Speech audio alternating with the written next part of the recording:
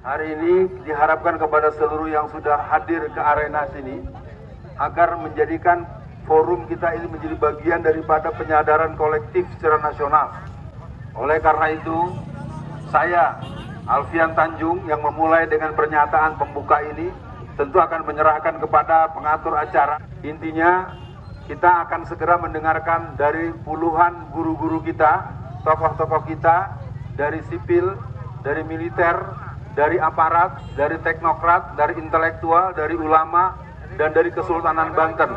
Yang jelas, hari ini kita akan mengadakan satu penegasan deklarasi perlawanan terhadap keganasan yang berhubungan dengan gerakan dari kaum orang-orang oligarki, para pencaplok dan penyerobot dan pengambil hak-hak rakyat, di mana mereka membeli tanah dengan harga yang ditentukan oleh si pembeli, merupakan sebuah kejahatan.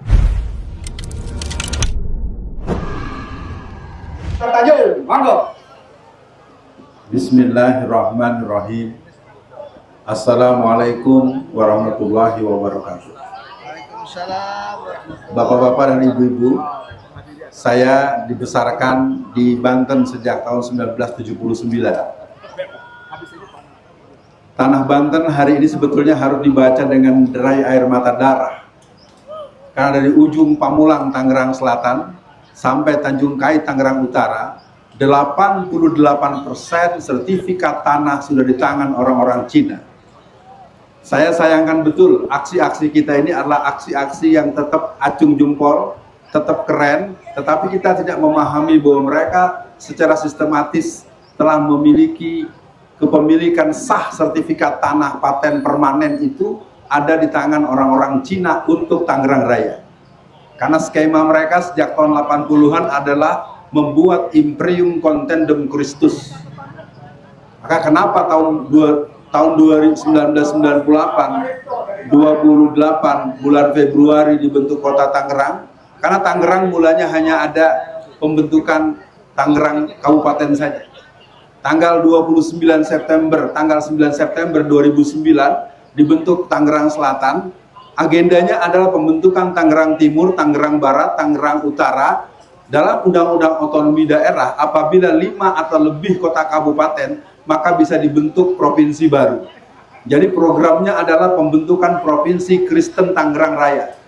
Namun sayang di kalangan masyarakat tidak membaca dengan baik.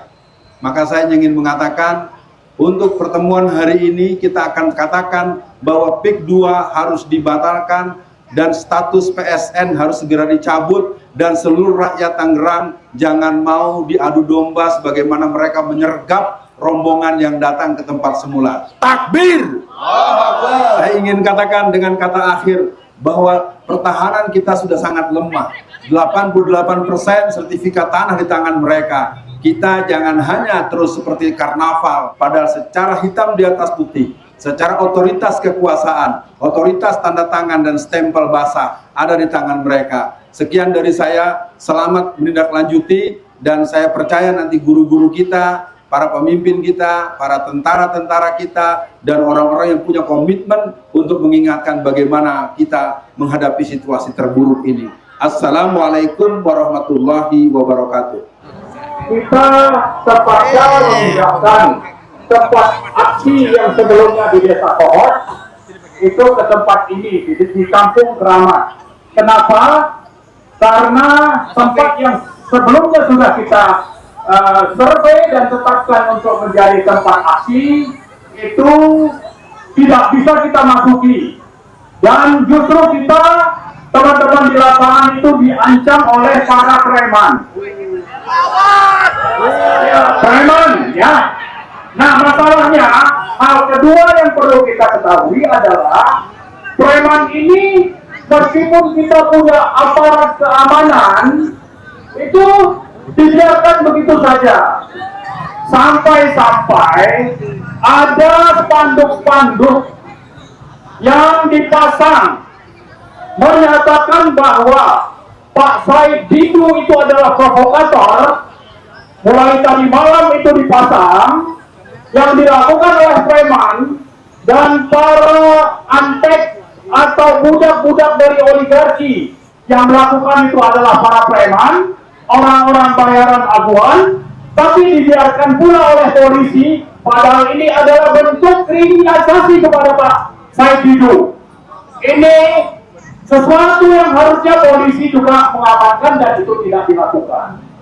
Nah, hal yang terakhir, yang ketiga, saya ingin mengatakan bahwa kami di sini dari gerakan rakyat anti oligarki yang tergabung di dalamnya berbagai ormas, termasuk dari FPI, Persada, lalu banyak juga teman-teman dari alumni perguruan tinggi, LSM yang terkait dengan hukum dan sebagainya, itu ingin menyatakan bahwa kami semua satu pandangan, satu visi, satu cita-cita dan gerakan dengan Pak Said Didu, ya, supaya ini dipahami oleh Pak Prabowo, oleh polisi dan oleh rakyat Banten dan oleh Aguan dan Jokowi. Kami satu dengan Pak Said Didu. Jangan lupakan itu, bahwa ini yang datang ini adalah ratusan Said Didu. Meskipun mereka mengancam kedatangan Pak Said Didu, harap dicatat ini ada banyak pengganti Pak Said Didu yang siap memperjuangkan bagaimana supaya kejahatan state corporate crime dilakukan oleh rezim Jokowi, Aguan dan Saleh dan pemilu data itu bisa dihentikan. Baik, saya bacakan sekarang deklarasi dan tuntutan nomor satu yang paling gas anti oligarki untuk kedaulatan NKRI. Tanggal 17 Agustus 1945 merupakan hari proklamasi kemerdekaan dan deklarasi NKRI sebagai negara berdaulat.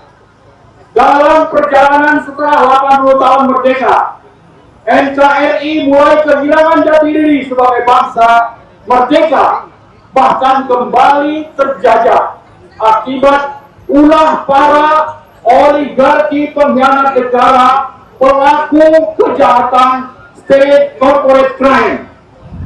Bahwa praktik state corporate crime telah menihilkan daulat rakyat dan kekuasaan NKRI yang melahirkan kekuasaan negara dalam negara yang dipimpin oleh Joko Widodo dan Aguan Antoni Salim. Salah satu kebijakan kejahatan Jokowi adalah menetapkan proyek PIK 2 sebagai PSN, sebagaimana ditetapkan pula pada proyek-proyek Rempang, BSD, Surabaya Frontline, dan lain-lain. Bahwa sesuai terminologi state corporate crime, Jokowi telah membuat kebijakan secara otoriter tanpa persetujuan DPR. Kebijakan ini dimaksud antara lain adalah rangkaian untuk menghasilkan PP, Perpres dan Permenko terkait dengan PSN PIK 2 dan PSN yang lain. Inilah salah satu penyebab kenapa Jokowi masuk dalam daftar pemimpin terkorup dunia tahun 2024 versi OCC RE. Bahwa kejahatan pelaksanaan PSN PIK 2 telah dijalankan secara terstruktur, sistematis, masif dan brutal dengan mengerahkan aparat negara, penegak hukum, pejabat pemerintah, dan termasuk operasi oleh preman. Bahwa kebijakan PSN PIK 2 dan PSN lain milik swasta Indonesia serta pendekatan kekuasaan dalam pelaksanaan jelas telah melanggar prinsip-prinsip moral Pancasila, konstitusi, HAM, dan berbagai peraturan yang berlaku. Bahwa atas nama investasi, pembangunan, dan pembukaan lapangan kerja, PSN PIK 2 telah mengorbankan, memiskinkan, menyengsarakan hidup puluhan ribu rakyat di 9 kecamatan di Tangerang akibat kehilangan mata pencarian, tempat tinggal, akses, mobilisasi, dan sebagainya.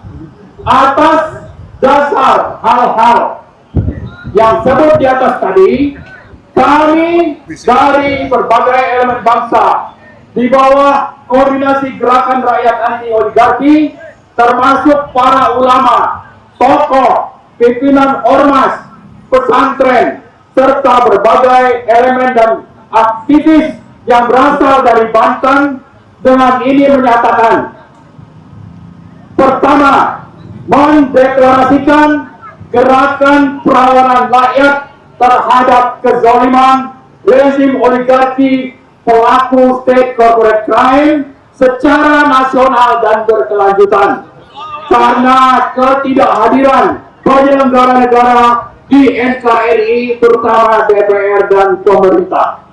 Kedua, menuntut Presiden Prabowo Subianto untuk segera mencabut status PSN KIK 2 dan menghentikan proyek KIK 2. Tiga, menuntut DPRI membentuk Pansus KIK 2 guna menemukan berbagai pelanggaran hukum dan kerugian negara dalam KIK 2.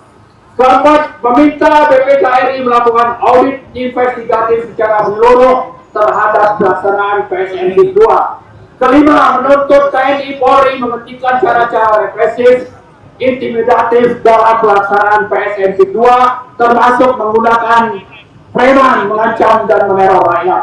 Keenam, meminta Presiden Prabowo menjamin terwujudnya proses hukum terhadap para pemimpin oligarki yang terlibat kejahatan, terutama Jokowi, Agwan, Salim, Erlangga Hartarto, Tommy Winata, dan lain-lain.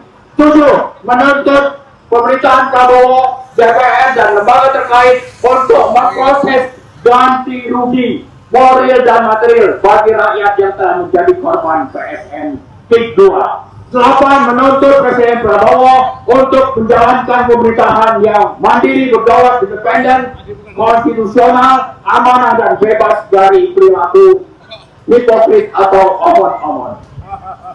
Yang terakhir, ke-9, mengajak seluruh Indonesia untuk bergabung bersama kami Gerakan Rakyat Anti Oligarki guna meraih cita-cita proklamasi dan mengembalikan daulat rakyat dari tangan oligarki. Demikian kami sampaikan. Atas perhatian dan tindak lanjut yang akan dilaksanakan terutama oleh Presiden dan DPR, kami ucapkan terima kasih. Assalamualaikum warahmatullahi wabarakatuh.